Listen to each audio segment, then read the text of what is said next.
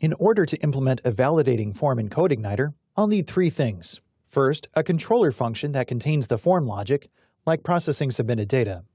Second, a view that contains the form itself, including a place for displaying messages. And finally, a view for a message that will be shown upon successful submission. Once I have those pieces, I can then add the validation logic. I'm going to create a form to add magazines, and I'll start with a controller. Within NetBeans, open the magazine controller. Let's add a new method for adding a magazine called add. Public function add. Give it a little bit of documentation. Add a magazine. One of the parts of a magazine is the publication. While it'd be great if users could remember database identifiers, they tend to get lazy and need all the help they can get. Therefore, I'll populate the list of available publications on their behalf using the publication model. Start by loading the model.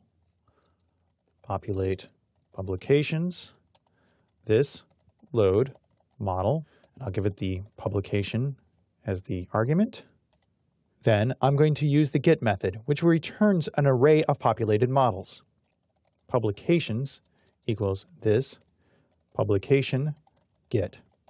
Now that I have the data, I'll populate form options. Publication form options equals array.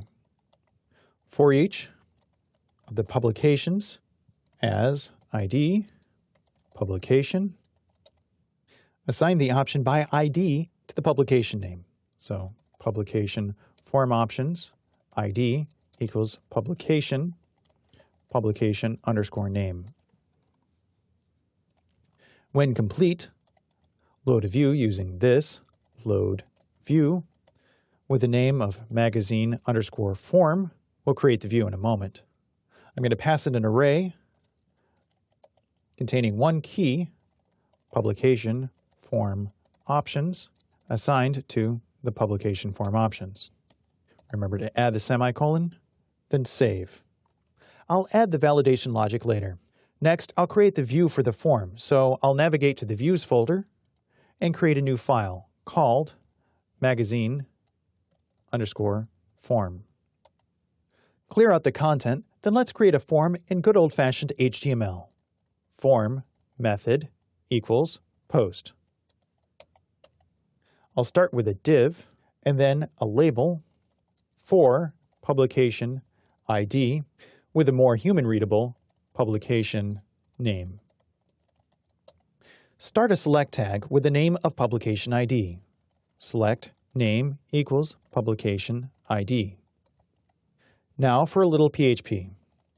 Let's iterate through the publication form options. For each publication form options as publication ID, publication name, I'm going to echo an option with a value of the HTML escaped publication ID, followed by the HTML escape publication name, and close the option. Close out the PHP tag at the end, make sure that the select is closed, and the div.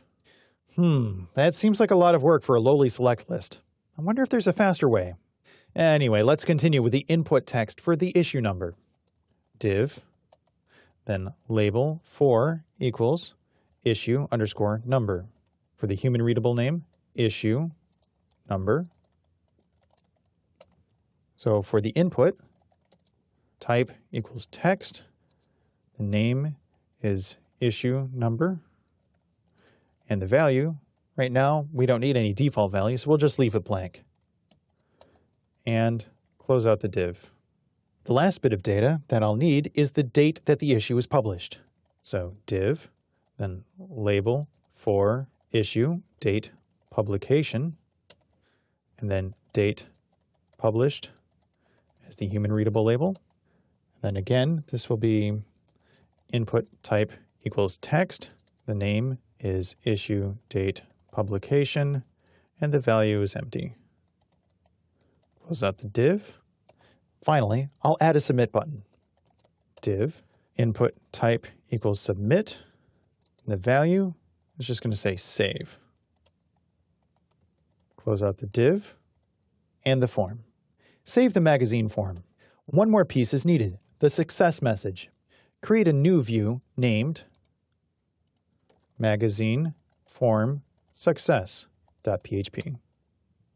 I'll just say div class equals alert and then alert-success. We'll say magazine created and close the div. Save the success form. Let's see how it looks so far by switching to the browser and navigating to index.php, magazine, add. I see a very bare-bones form with a publication name select list, text input for issue number and date published, and a save button. Type issue 3 into issue number and click save. And the input has disappeared. We have no logic yet, so it's actually performing perfectly well. It's not very useful on the other hand, so let's add some validation using the form validation library.